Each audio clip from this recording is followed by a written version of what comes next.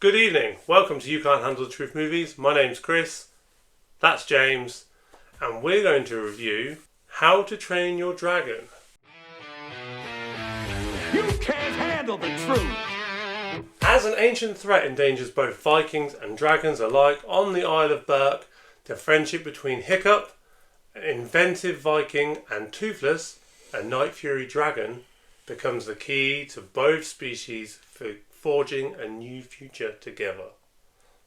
It's one of the longest synopsis. If you watched the original cartoon version and you liked that, then it's safe to say you're definitely going to like this. I did actually watch the cartoon animation version, and I didn't mind it, considering how much I don't like animated movies. I did find, from what I can remember, I've only seen it once, that it did seem very much a scene for scene. It was very close. Yeah. They changed a few small things just to make it kind of flow better and fit better, but it was... Is that a good thing, though, or yes. A bad thing? Is it... Yeah, we were just having this conversation... But then what's the point of making it live action if it's exactly the same? Because it's way more of a spectacle. Way more to see.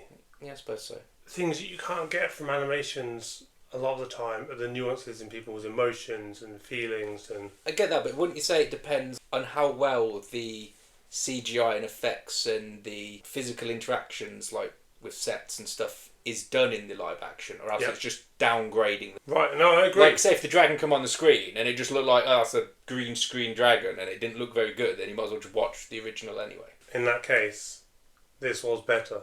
Yeah, no, I agree. It was done quite well, and really, I enjoyed it. And really impressed. As I said, I don't like watching animations a couple of times on the channel now. I did actually prefer this over the original. For someone like me, I enjoyed it more. Also, how perfect of a pick was Gerard Butler for a big Viking guy? Well, he was the original voice. Was he? Well, there you go then. Even more perfect. It just lent itself so nicely. Yeah, Mason Thames, I think, was Pickup. I thought he fit that really well. When I saw him like on the red carpet, and then you see him in the film, when I saw him on the red carpet in like interviews and stuff, when they're talking about when they're going to do it, I thought, is he the right person in the film? Great. Even Nick Frost. When I first saw who it was, I thought, is that gonna work? I didn't realise it was Nick Frost. So I got into the second training scene, I thought, and then I was like, oh yeah, it's Nick Frost. And I didn't realise I wasn't paying that much attention. That generally means a good job. Yeah. But I found it way funnier with his arm attachments in the live action than in the cartoon. In the cartoon, he looks like he has like a full arm and then it's the attachment. But in the live action, it's like cut off here.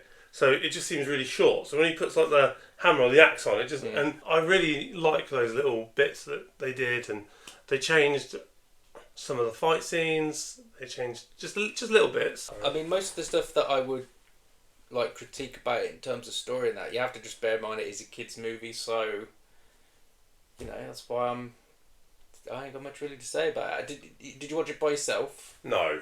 Okay. I took my kids to see it. Did they like it? Of course they did. I really enjoy taking my kids to the cinema to see films. Films which like you've this, had to do a lot more lately. Yeah. But now I feel like I'm doing it for a cause, so I sit there, going, yeah. And I've got my son going, yeah! And I'm, yeah, I saw that too. If you like the original, you'll like this. If you have kids, you will like this. If you have a heart, you'll like this film. Yeah, well, I did like it. I won't watch it again, mostly because it's a kid's film, but I did enjoy watching it.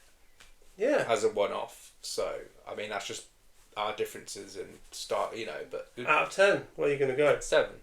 8. 8? For the 8? That good, eh? It is that good. So that brings it to 7.5. Did you make enough points to justify that 8? Would you like me to make some more points? Make 2 more points. Okay, the animation on Toothless was impeccable.